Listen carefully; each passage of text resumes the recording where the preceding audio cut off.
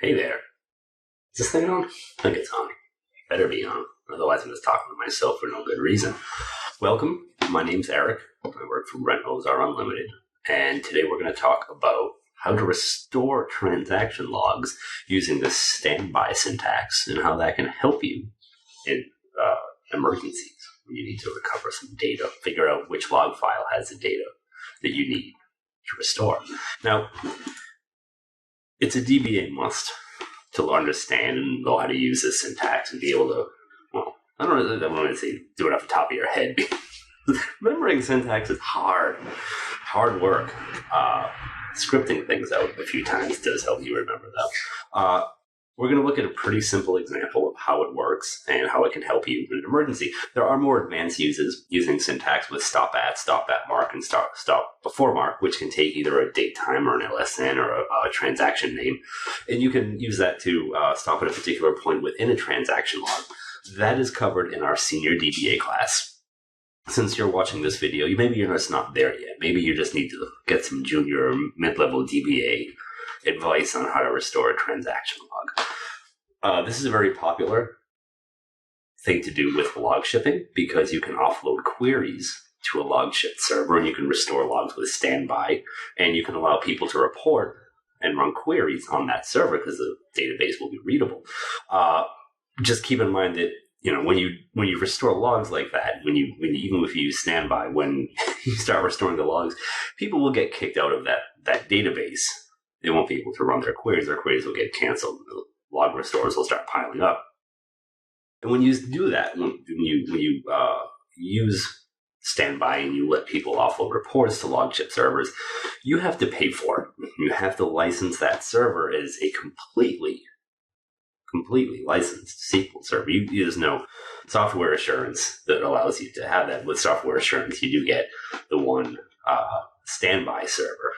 Passive standby server. You do not get a readable server, and that's true for availability groups. That's true for if you use mirroring and you use snapshot backups to allow people to take to run point-in-time queries off a snapshot backup of a mirrored database, or if you use replication. As long as people are reading that data, you must pay for it. So let's hop on to our example. Let's do a demo. Demos are great fun. So we got to do some stuff here. We got to use master, right? It's a good thing to do. Use the master database. Make sure we're not doing anything goofy. I'm going to create a database pretty simply called log restore test. And this should happen pretty quickly because I'm a pretty good computer. And I'm going to set recovery model to full because if you don't, log backups aren't going to help you very much. My model database is really happily set up for my demo server to just make everything a simple recovery model because it knows that I'm not going to take log backups because it's all just demo databases. So now we're going to head into our log restore database, and I'm going to create a table just called T1 with one column in it, and it's not going to be anything special. Now we have to take our first full backup, and I am making sure to overwrite any existing backups here with init and format, and I'm going to compress my backup because I care for the sanctity of my disks. I don't want to take up more space than I need to. Now, here comes the fun part. We're going to make a change. We're going to insert one row into our table and then take a log backup. Dun, dun, dun. And now we're going to do the same thing again. We're going to insert another row. This time we're going to insert the number 2, and then we're going to take another log backup. And in case you couldn't guess by the script that's coming, we're going to insert a third row that is the number 3. And I'm going to take another log backup. Now, keep in mind, I'm not writing all my log backups or all my backups to the same file.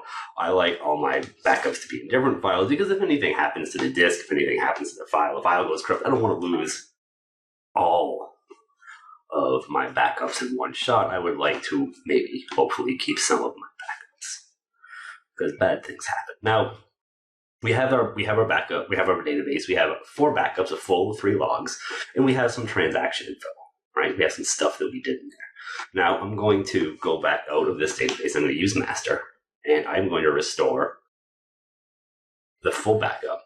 Now, pay careful attention here, because on the first go around, unless you are restoring your database to a database with a new name, which I am not doing. I am restoring over the log restore test database. Usually in production, you'll want to restore your database to a different database name, figure out where your data is, and then figure out a way to migrate it into, or for whatever happened, whether it was a bad insert, update, or delete that you need to recover from. You need to typically restore it to a new database name and then migrate data over to correct the problem. I'm not doing that here. I am restoring over my database. So my first restore command is going to replace the log restore test database, and it's also going to use the standby syntax. And I have to give a file for the SQL to use here. The TUF extension just comes from, I don't know, this being really tough to do under the gun. So I'm going to run that, and I'm going to do my restore. Hopefully that works.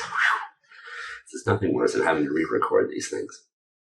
Now, I get questions from clients a lot like, but if I lose a log backup, I can just restore the most recent log backup, right? Wrong. No, you can't do that. SQL is smarter than you. Knows damn well you can't do. Damn well what happens on your servers. So just to prove it, here's what happens if you try to restore the third log file. SQL immediately throws an error and says, no way, Jose, you do not get any joy from this. Now, it doesn't get any better if I try to restore the second one first.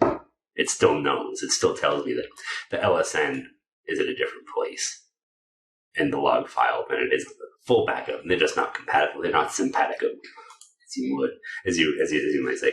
So we have to start with the first log backup. And this, dear God, please work. It worked. Like I said, I hate re-recording these things. So now that we have our database and we've used the standby file, we can look and see what data is in there. And we see that we have ID 1, which is the log backup that we took after we inserted 1.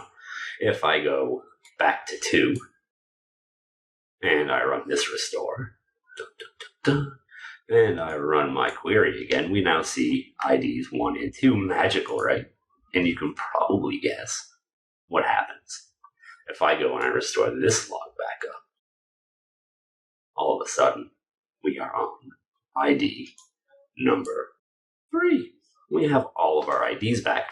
Now, usually what happens here is you say, aha, 3. That's the data. That's what the data that happened after I needed to get to.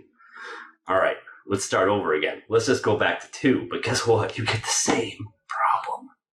So this is why you have to be a little careful and why you should script things out and make sure that you have all of your commands ready to go. Because if we truly had to stop our restore process at ID 2, say that was the point where something bad happened, we just wanted to have our data to that point, we can't just go back in time an extra log file. We would have to start the restore process again. So the only way to do that would be to start over with the full, and then restore 1, and then restore 2, because you can't just go back one log file. You can't roll anything backwards. And now we would have to have IDs 1 and 2, and lo and behold, we would be, I guess, according to anyone, fully recovered. Like I said, there is more complex syntax if you use stop at mark, or stop before mark, where we could stop in the middle of a transaction log file if we had a very busy server and we had to somehow rescue more data.